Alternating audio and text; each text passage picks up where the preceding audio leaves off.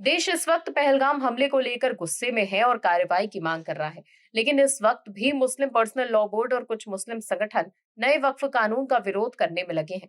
हालांकि इस वक्त देश पहलगाम का बदला चाहता है। देश के लोग इंतजार कर रहे हैं कि कब उन्हें ये खबर मिले कि हमारे बहादुर सेनाओं ने पाकिस्तान में घुसकर बड़ा हमला किया।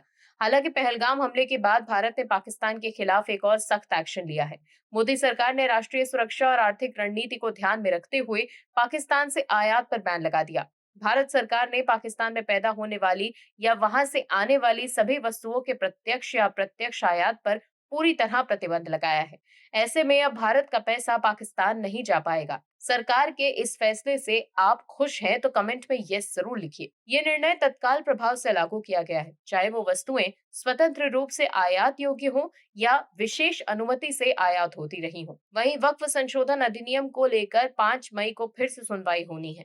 सरकार ने अपना जवाब तो दाखिल कर दिया, लेकिन अब सबकी निगाहें सुप्रीम कोर्ट पर लगी हैं। सरकार ने तो ये कह दिया है कि हम किसी तरह का परिवर्तन नहीं करेंगे, लेकिन इसको लेकर सरकार ने अपनी बात रख दी है। लेकिन मुस्लिम तुष्टीकरण करने वाले, राजनीति करने वाले लोग बाज नहीं आ रहे। कपिल सिब्बल और अभिषेक मनु सिंघवी नए वक्फ कानून के खिलाफ सुप्रीम कोर्ट में मोर्चा संभाले हुए हैं। लेकिन मोदी सरकार ने जो जवाब दाखिल किया उसके बाद सिब्बल और सिंघवी की दाल गलना मुश्किल है।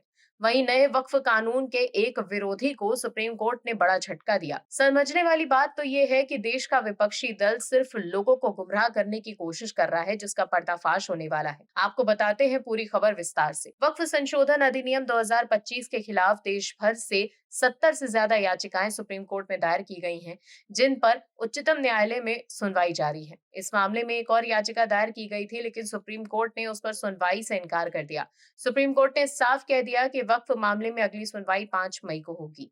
याचिकाकर्ताओं ने अपने हलफनामे में दावा किया है कि वक्फ अधिनियम में किया गया ये संशोधन संविधान के अनुच्छेद 26 का उल्लंघन करता है, जो धार्मिक संस्थानों को अपने मामलों का प्रबंधन करने की स्वतंत्रता देता है। इसी बीच शुक्रवार को मुस्लिम पक्ष की ओर से जमील मर्चेंट और मौलाना अरशद मदनी ने जवाबी हलफनामा दायर किया, जिसमें कहा गया कि केंद्र सरकार ने अपने जवाब में नागरिकों को प्राप्त संवैधानिक अधिकारों की गलत व्याख्या की है। याचिकाकर्ताओं ने सुप्रीम कोर्ट के साल 2020 के मोहम्मद सलीम बनाम भारत सरकार फैसले का हवाला देते हुए कहा कि धार्मिक अधिकारों की व्याख्या पहले ही स्पष्ट की जा चुकी है। इसके बावजूद सरकार कानून को उचित ठहराने की कोशिश कर रही है, जो अनुचित है। वहीं इससे पहले सुनवाई के दौरान केंद्र सरकार की ओर से अल्पसंख्यक मामलों के मंत्रालय में संयुक्त सचिव शेरशाह सी शेख मोइनुद्दीन ने सुप्रीम कोर्ट में 1332 पन्नों का जवाब दाखिल किया।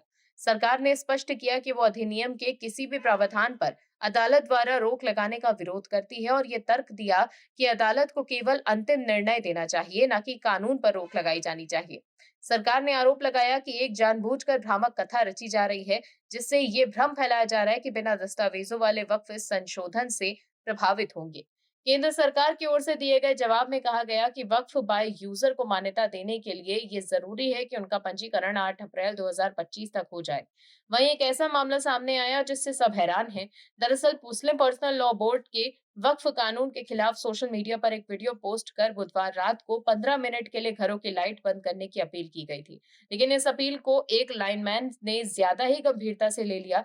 दरअसल मुंडाली के अजराड़ा गांव के बिजली घर पर तैनात संविदा कर्मी लाइनमैन रियाजुद्दीन ने बुधवार रात को पूरे गांव की लाइट काट दी, जिसके बाद पूरे गांव में करीब 15 मिनट तक अंधेरा छाया रहा, जिसके बाद इसकी शिकायत की गई और लाइनमैन पर कार्रवाई की गई। Bureau report OMH news. आप दर्शकों से विनम्र निवेदन है कि चैनल को सब्सक्राइब जरूर करें